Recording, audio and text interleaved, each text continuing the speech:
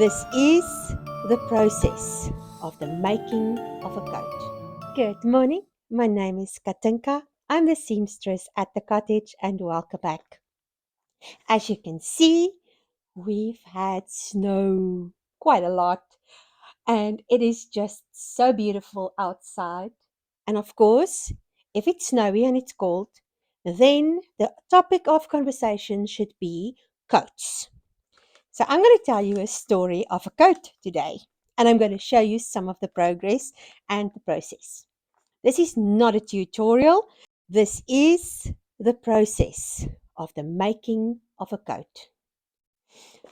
Now, as you know, with ADD or ADHD or neurodivergence, it's sometimes very difficult to get going with something, especially if it's not pressing.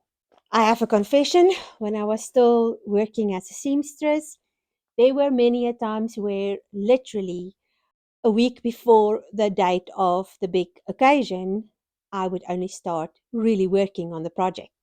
I would make the mock-up, and then in my head, because the mock-up has been made, the project has been made.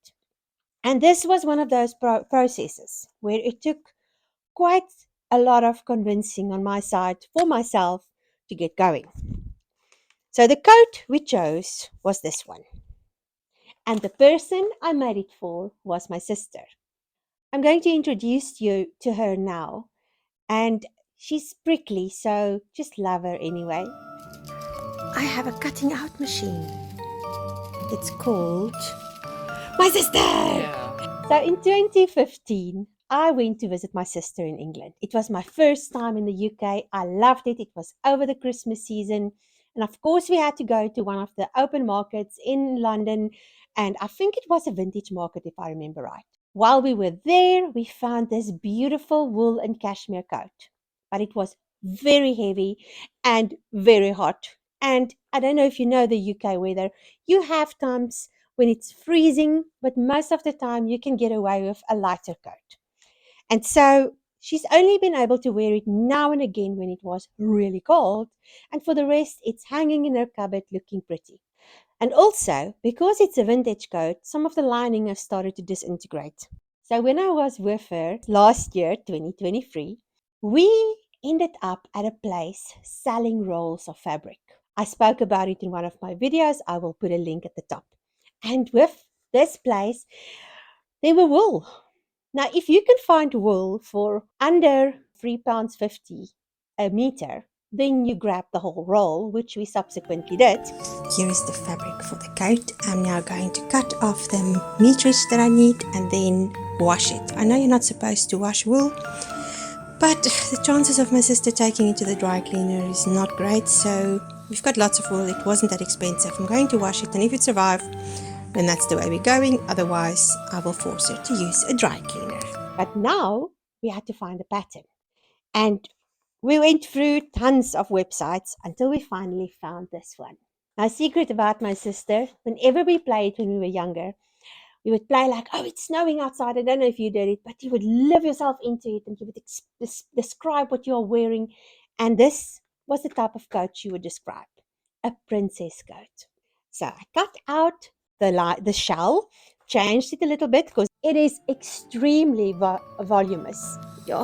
I have been crawling around on my knees, cutting out this coat, and this is the last two pieces. I was going to put you on time lapse and show you the whole process because it does take a long time, but I just couldn't bother.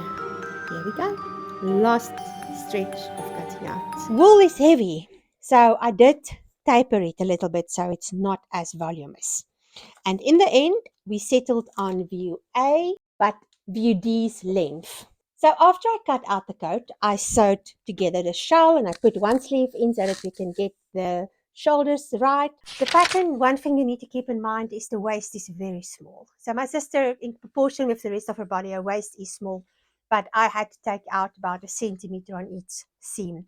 I did stick to the pattern directions. I think it was 1.5 millimeter seam allowance, and I did do that. But like I said, over the waist, literally from there to there, it was just a little bit tight. This is a long-term process. We're going to get the lining on Sunday. This place is just incredible. It's in Birmingham, and I'll put the link in my description box, and if you can get here, make a plan.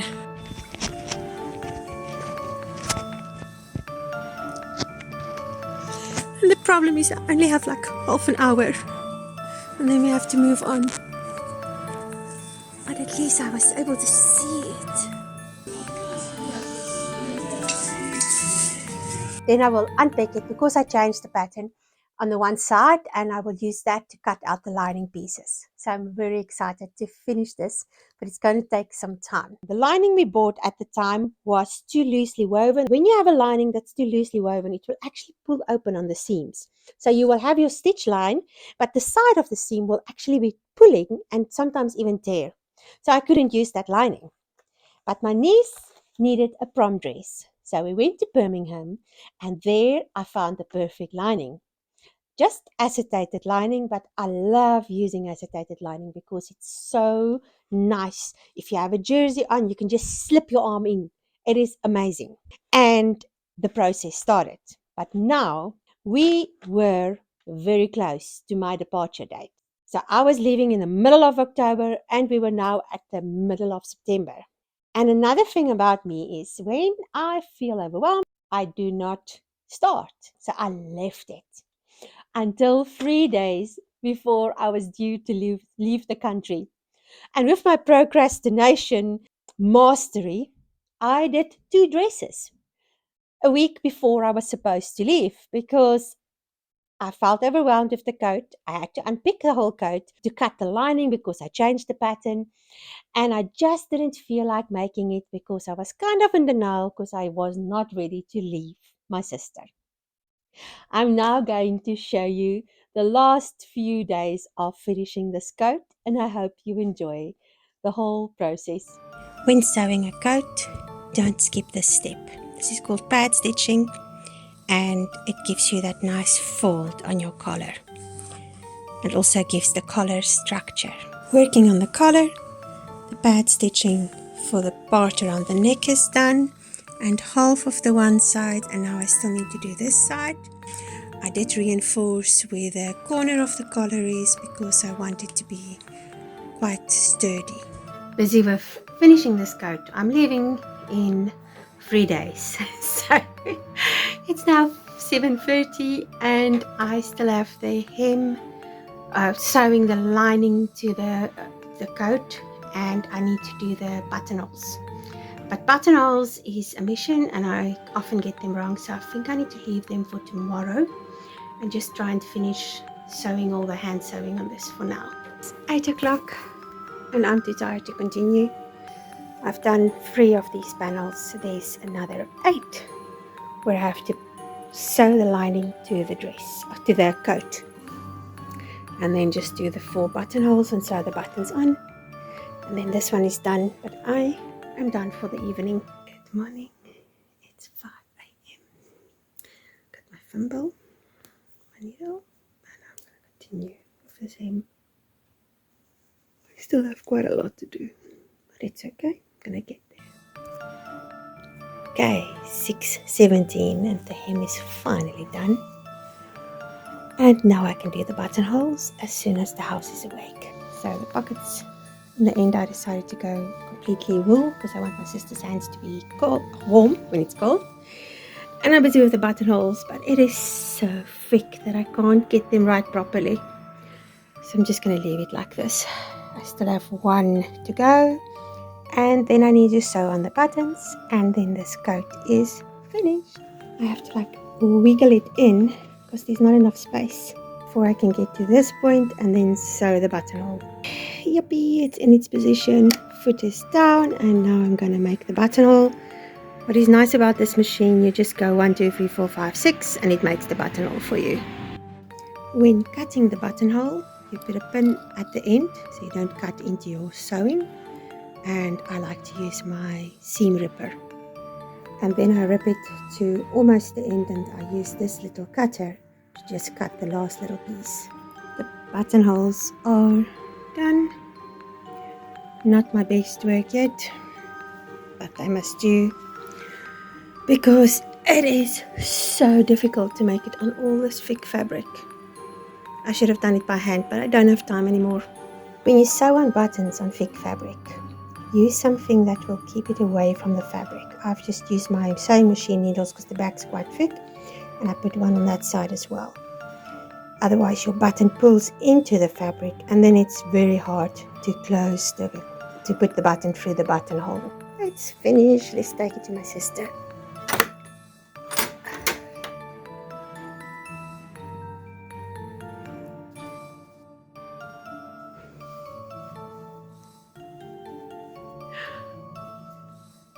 Wow. How does it feel? It is so lovely and fitting and just comfortable. Yeah. Feels like it's made for me. Does it have the 12 factor? It's got the 12 factor. Look at that!